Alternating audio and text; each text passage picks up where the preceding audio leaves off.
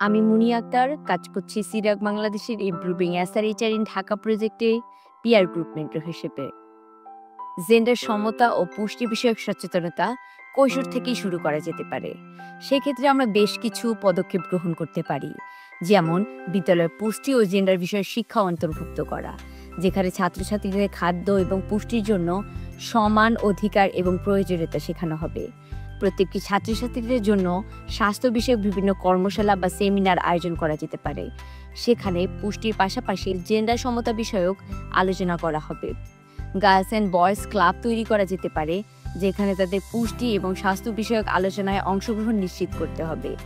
এছাড়াও সামাজিক মিডিয়াতে সচেতনতা বৃদ্ধি করার জন্য জেন্ডার সমতা ও পুষ্টি বিষয়ক পোস্ট, ভিডিও, আর্টিকেল শেয়ার করা যেতে পারে।